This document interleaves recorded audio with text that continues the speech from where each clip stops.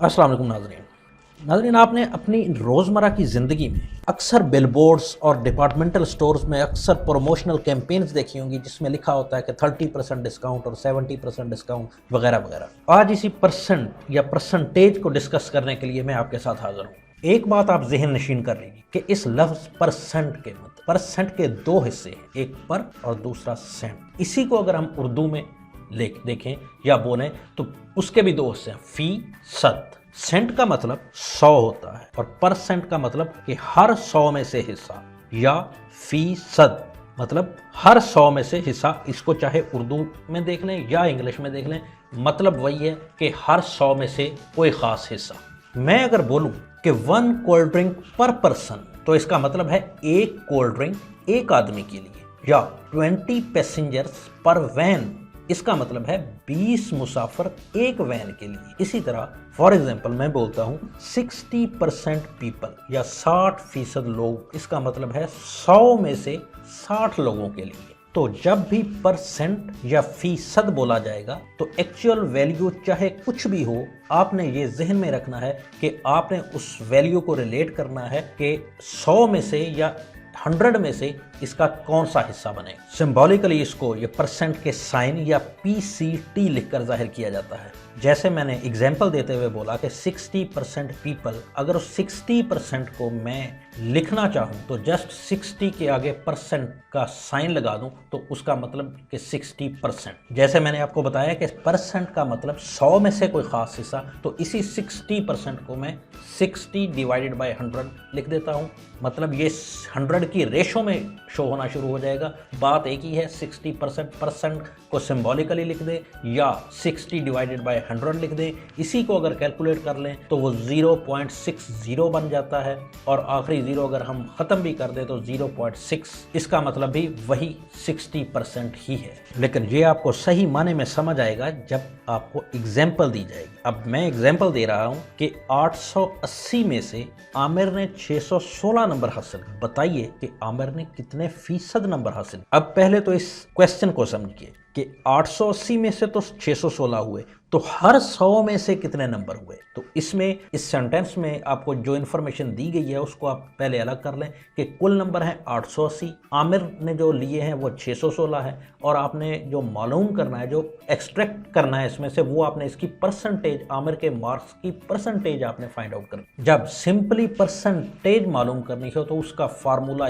इंतहाई सिंपल है कि जो एक्चुअल वैल्यू होती है उसको न्यूमरेटर में और कुल वैल्यू को डिनोमिनेटर में आप रख के उनकी रेशो देख लें। जिस तरह इसमें 616 डिवाइडेड बाय 880 हो जाएगा, तो वो 0.7 हो जाएगा। अब ये 0.7 क्या शो कर रहा है? 0.7 ये शो कर रहा है कि 880 में से तो आमिर के 616 है, और एक नंबर में से, हर एक नंबर में से आमिर ने 0.7 मार्क्स लिए हैं। ये एक नंबर के अगेंस्ट उसके मार्क्स है। अगर हम इसको 100 के साथ मल्टीप्लाई कर दें तो वो उसकी परसेंटेज निकल आएगी। मतलब 0.7 मल्टीप्लाइड बाय 100 कर दें जो कि 70% आ जाएगा। तो ये बता रहा है कि आमिर ने हर 880 में से 616 नंबर लिए और हर 100 में से 70 नंबर लिए। इसी एग्जाम्पल को हम ज़रा दूसरे एंगल से देखते हैं कि 880 नंबरों में से आमिर ने 70% नंबर लिए। बताइए कि आमिर ने कितने नंबर लिए। इस सेंटेंस में आपको आमिर की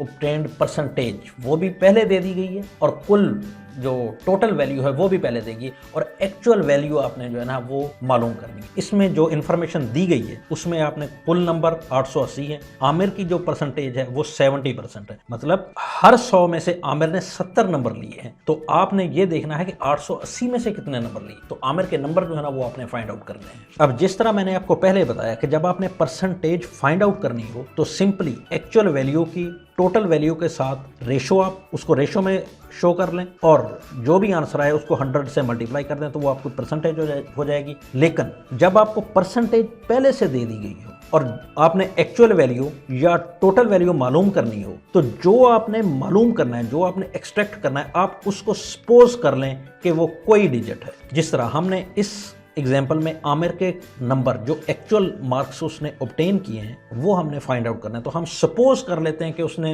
लेट्स सपोज कि वो वाई मार्क्स उसने ऑब्टेन किए हैं। ये जो आपने सपोज किया है कि उसने वाई मार्क्स ऑब्टेन किए हैं, ये जस्ट एक मफरूज़ा है।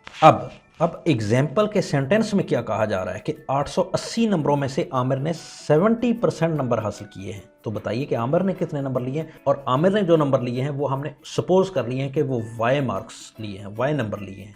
तो इसका क्या मतलब हुआ कि वाई जो है वो 70% ऑफ 880 है। अब इसी y को हम लिख लेते हैं कि 70 divided by 100 multiplied by 88। Next step में y is equal to 7 multiplied by 88, क्योंकि 100 की दोनों जीरोस खत्म हो जाएंगी, एक 70 की जीरो के साथ और एक 880 की जीरो के साथ। जब y 7 मल्टीप्लाइड बाय 880 होगा, उसको मल्टीप्लाई करेंगे तो y इज इक्वल टू 616। मतलब जो हमने सपोज किया, आमिर के ने जो मार्क्स ऑब्टेन किए, हमने वो सपोज किया, वो हमने वैल्यू दी गई इंफॉर्मेशन में से फाइंड आउट कर ली कि आमिर ने 616 नंबर लिए। इसी तरह अब इसका तीसरा एंगल आप देख लें कि आमिर ने 616 नंबर हासिल किए, जो कि कुल नंबरों का 70% थे। बताइए कि कुल नंबर कितने थे। अब इसमें आपने कुल नंबर फाइंड आउट करने हैं, टोटल वैल्यू फाइंड आउट करनी है। पिछले सेंटेंस में, पिछली एग्जाम्पल में आपने एक्चुअल वैल्यू जो आमिर के नंबर ऑब्टेन किए थे, आमिर ने जो लिए थे, वो फाइंड आउट करने थे। इसमें आपने टोटल जो मार्क्स हैं वो आपने फाइंड आउट करने हैं, और परसेंटेज आपको दे दी गई है कि 70% जो है ना, ये जो 616 नंबर लिए हैं, ये कुल वैल्यू का 70% है। तो जैसे मैंने आपको बताया कि जो चीज़ आपने फाइंड आउट करनी है, आप उसी को सपोज कर लें कि वो, लेट्स सपोज कि टोटल मार्क्स जो है ना वो y है। वहाँ पे हमने लास्ट एग्जाम्पल में हमने जो आमिर ने मार्क्स ऑब्टेन किए, हासिल किए, वो हमने फाइंड आउट करने थे, और हमने उसी को सपोज कर लिया था कि आमिर ने जो नंबर लिए वो y है। इस एग्जाम्पल में हमने टोटल मार्क्स ऑब्टेन करने हैं,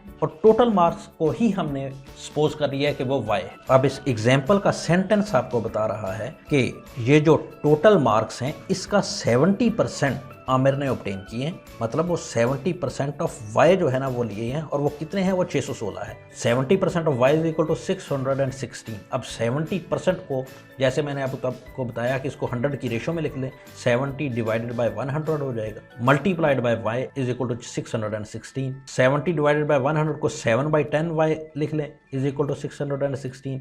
y is equal to 616 multiplied by 10/7 हो जाएगा। जब ये 7/10 लेफ्ट साइड से राइट साइड पे जाएगा तो ये उलट हो जाएगा। इसी तरह y इज इक्वल टू, अब 616 डिवाइडेड बाय 7 88 आ जाता है, multiplied by 10, y is equal to 880। What does it mean? It mean कि कुल मार्क्स, टोटल वैल्यू जो है ना वो y जो हमने सपोज की थी वो 880 है। अब ये जो एग्जांपल मैंने शुरू में दी थी कि आपने अक्सर कैंपेन्स में देखा होगा कि 30% डिस्काउंट और 70% डिस्काउंट, ये क्या होता है? अब देखें, नेक्स्ट एग्जांपल है, 30% डिस्काउंट हासिल कीजिए और ये घड़ी सिर्फ 3150 रुपए में हासिल कीजिए। अब ये जो सेंटेंस है ये आपको कुछ इन्फॉर्मेशन दे रहा है, आप उस इन्फॉर्मेशन को ज़रा राइट डाउन कर लीजिए कि डिस्काउंट जो है ना वो 30%, मतलब हर 100 में से 30 रुपए आपको रियायत कर दी गई है, और डिस्काउंट के बाद जो घड़ी की कीमत है वो 3150 रुपए है। तो डिस्काउंट से पहले या घड़ी की जो ओरिजिनल प्राइस है वो क्या है? तो जैसे मैंने आपको बताया कि जो चीज़ आपने फाइंड आउट करनी है आप उसी को सपोज कर लें। हम सपोज कर लेते हैं कि जनाब ओरिजिनल प्राइस, जो घड़ी जो डिस्काउंट से पहले की प्राइस है वो y है। अब ये जो सेंटेंस है ये हमें बता रहा है कि ओरिजिनल प्राइस पे 30% डिस्काउंट है, मतलब ओरिजिनल प्राइस में से जब हम उसी प्राइस का 30% निकाल दें तो वो 3150 रुपए बाकी रह जाते हैं। y जो है, y minus 30% of y is equal to 3150। ये मैं अपने पास से नहीं लिख रहा, ये सेंटेंस जो है ये इंफॉर्मेशन ऑलरेडी दे रहा है। अब 30% को आप 30 डिवाइडेड बाय 100 या 0.3 लिख रहे हैं, y minus 0.3 y is equal to 3150। इसी को अगर फर्दर सॉल्व कर लें तो 1 माइनस 0.3 मतलब 0.7 y इज इक्वल टू 3150, और y is equal to 3150 divided by 0.7 हो जाएगा। इसी को आगे सॉल्व करें, 3150 डिवाइडेड बाय 7 मल्टीप्लाइड बाय 10 हो जाएगा। आप 3150 को 7 से मल्टीप्लाई कर दें तो वो 450 हो जाएगा। 450 मल्टीप्लाइड बाय 10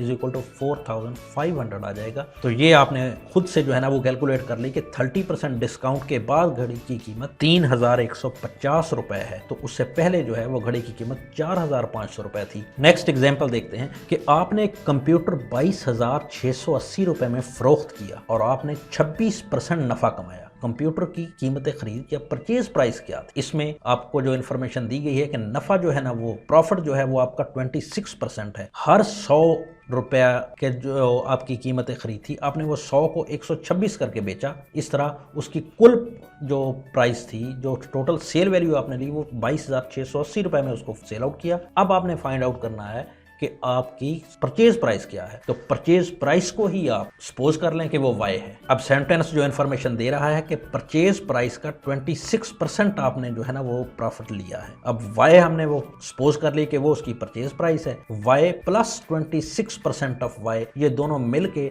22,680 रुपए हो जाते हैं। ठीक है, अब वाई प्लस 26% को आप 0.26 वाई कर लें इज इक्वल टू 22,680 और 1 प्लस 0.26 वाई जो है ना वो 1.26 वाई हो जाएगा। 1.26 y is equal to 22,680। Y जो है वो लेफ्ट साइड पे रह जाएगा और जब 1.26 राइट साइड पे जाएगा तो वो 22,680 पे डिवाइड हो जाएगा। इसी को अगर फर्दर सॉल्व करेंगे तो y is equal to 22,680 divided by 126 multiplied by 100 हो जाएगा। और इसका further solution y is equal to 180 multiplied by 100, y is equal to 18,000। What does it mean? It mean कि आपने वो फाइंड आउट कर ली कि जो आपने परचेज प्राइस सपोज की थी वाई, वो आपने उसकी एक्चुअल वैल्यू ले ली कि वो 18,000 है। इसी 18,000 पे हमने 26% प्रॉफिट लिया, तो फिर वो जाके 22,680 रुपए का सेल हुआ। अब इसी का दूसरा एंगल है कि आपने एक कंप्यूटर 18,000 में खरीदा और आपने ये डिसाइड किया, फैसला कर लिया कि इसको 26% नफा लेकर जो है ना वो बेचना है। ये पिछली एग्जांपल का दूसरा एंगल है। इसमें आपने कंप्यूटर की जो सेल प्राइस है जो वो फाइंड आउट करनी है। इसमें आपको बता दिया गया कि नफा जो है वो आपका प्रॉफिट जो है वो 26% है। सेल प्राइस कीमत फरोख्त जो है ना वो आपने फाइंड आउट करनी है, जबकि कीमत खरीद आपकी वो 18,000 है।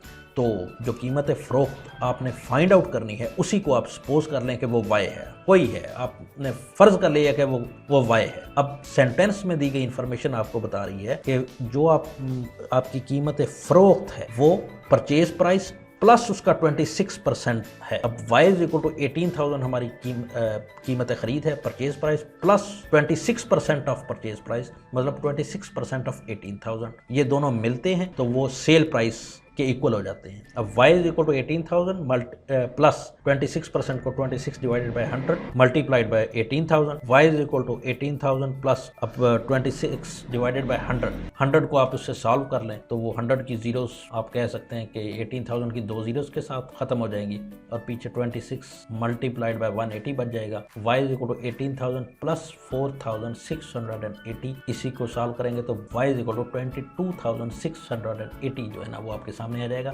इसका ये मतलब है कि अगर आपने वो कंप्यूटर 18,000 रुपए में खरीदा और आपने ये फैसला कर लिया कि इस पे 26% नफा लेना है, फिर इसको बेचना है, तो आप उसको 22,680 रुपए में बेचेंगे तो फिर आपको 26% प्रॉफिट उस पर मिलेगा। मेरा ख्याल है कि आपको परसेंटेज का आइडिया हुआ होगा कि आपने कैसे फाइंड आउट करनी है। और लास्ट में आपको एक क्विज दे रहा हूँ। इस क्विज का जो भी आप समझें कि ये आंसर है वो आप कमेंट सेक्शन में ज़रूर उसको कमेंट कीजिए, मैं भी उसको देख लूँगा, बाकी लोग भी उसको चेक कर लेंगे। अगर आपको समझ ना आए तो फिर आप मुझसे पूछ लीजिएगा कि इसका आपको क्विज का क्या आंसर मिलता है। तो क्विज है जनाब कि आपने अपनी बाइक 30% लॉस करके बेच दी, 30% नुकसान पे बेच दी। अगर वो बाइक 57,500 रुपए में बिक जाती तो आपको 15% नफा हो। बताएं कि आपने वो बाइक कितने में बेची। अब आपने अच्छी तरह से इसको समझना है कि आपने वो बाइक बेच दी है, आप बेच चुके हैं। कितनी प्राइस पे? जितनी प्राइस पे भी आपने ली उसका 30% नुकसान करके आपने बेच। लेकिन अगर आप वो ना बेचते और वो आपकी बाइक 57,500 रुपए में बिक जाती तो आपको 15% नफा मिल जाता। अब आप ये देखें कि आपने वो बाइक कितने में बेची। नेक्स्ट टाइम फिर किसी अच्छे टॉपिक के साथ मुलाकात होगी। Thank you very much. अल्लाह हाफिज़।